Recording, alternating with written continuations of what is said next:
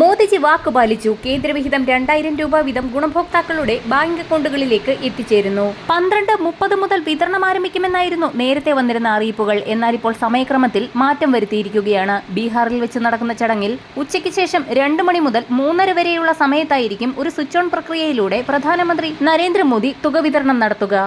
2025 വർഷത്തെ ആദ്യ കേന്ദ്ര സഹായം 2000 രൂപ വീതം ഗുണഭോക്താക്കളുടെ ആധാർ അധിഷ്ഠിത ബാങ്ക് അക്കൗണ്ടുകളിലേക്ക് എത്തിച്ചേരുന്നു എന്ന സന്തോഷ വാർത്തയാണ് ഈ മണിക്കൂറുകളിൽ പുറത്തു വന്നിരിക്കുന്നത്. PM കിസാൻ തുക വിതരണം ചെയ്യുന്നതിന്റെ അവസാന ഘട്ടമായ PFMS-ലേക്ക് നമുക്ക് പേയ്മെന്റ് റിക്വസ്റ്റുകൾ വന്നു തുടങ്ങിയിട്ടുണ്ട്.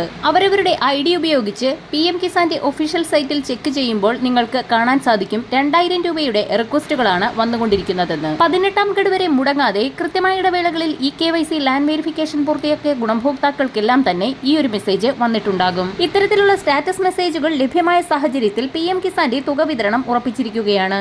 നേരത്തെ തന്നെ കേന്ദ്ര കൃഷി മന്ത്രിയുടെ ഭാഗത്തു നിന്നും ഫെബ്രുവരി മാസം 24 മുതൽ PM കിസാൻ സമ്മാൻ നിധിയുടെ തുക വിതരണം ആരംഭിക്കുന്നു എന്നുള്ള അറിയിപ്പുകൾ കൂടി പുറത്തു വന്നിരുന്നു. 18ാം ഗഡു മുടങ്ങിയ ഗുണഭോക്താക്കൾക്ക് 2 ഗഡുക്കൾ ചേർത്ത് 4000 രൂപ വരെ എത്തിച്ചേർന്നേക്കും. കിസാൻ സമ്മാൻ നിധി തുക വിതരണത്തിന്റെ അവസാന സ്റ്റേജായ PFMS-ലേക്ക് ഫണ്ട് ട്രാൻസ്ഫർ ചെയ്യുന്നതിനുള്ള പ്രോസസിംഗ് ആണ് ഇന്ന് നടന്നുകൊണ്ടിരിക്കുന്നത്. 2000 രൂപ വീതം ആർക്കൊക്കെ മുടങ്ങാതെ എത്തിച്ചേരുമെന്നുള്ളത് PFMS-ൽ സ്റ്റാറ്റസ് പരിശോധിക്കുന്നതിലൂടെ നമുക്ക് അറിയാൻ സാധിക്കും. തുക വിതരണം ചെയ്യുന്ന പ്രോസസിംഗ് ആരംഭിച്ച സാഹചര്യത്തിൽ നേരത്തെ തന്നെ സർക്കാർ മാനദണ്ഡങ്ങൾ പാലിച്ച എല്ലാ ഗുണഭോക്താക്കൾക്കും തുക എത്തിച്ചേരും. മെസ്സേജുകൾ വന്നിട്ടുള്ളവർ ദയവായി നമ്മുടെ കമന്റ് ബോക്സിൽ ഒന്ന് രേഖപ്പെടുത്താൻ മറക്കാതിരിക്കുക. നിങ്ങൾക്ക് തുക ലഭിക്കുമോ എന്നറിയുന്നതിനായി PM കിസാന്റെ ഒഫീഷ്യൽ സൈറ്റ് സന്ദർശിച്ച് ഇപ്പോൾ തന്നെ സ്റ്റാറ്റസ് ചെക്ക് ചെയ്ത് നോക്കുക.